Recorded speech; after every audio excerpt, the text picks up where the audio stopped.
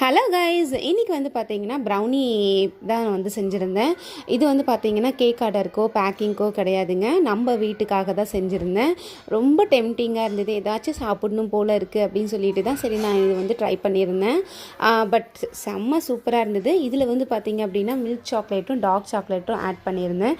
அது பார்க்கவும் சரி ரொம்ப அழகாக இருந்தது. அந்த மேலே வந்து விரிங்கிள் டாப்பெல்லாம் வந்து அவ்வளோ இருந்தது. அதை கட் பண்ண கூட மனசு வரல. பட் எங்களால் பொறுக்கவே முடியல. இதில் ஒரு பெரிய மிஸ்டேக் நான் பண்ணிட்டேன். என்ன அப்படின்னா அது சுட சுட இருக்கும்போதே நான் வந்து கட் பண்ணிட்டேன். ஸோ இந்த மிஸ்டேக் யாருமே பண்ணிடாதீங்க. ப்ரௌனி ஆகட்டும் கேக் ஆகட்டும் நம்ம ஸ்லைஸ் போடும்போது நல்லா ஆறி இருக்கணும். அப்போ தான் நம்மளுக்கு அழகாக வரும் கட் பண்ணுறதுக்கு.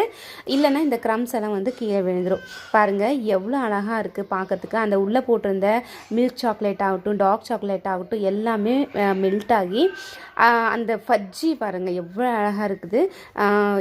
இந்த ப்ரௌனி உங்களுக்கு பிடிச்சிருக்கா?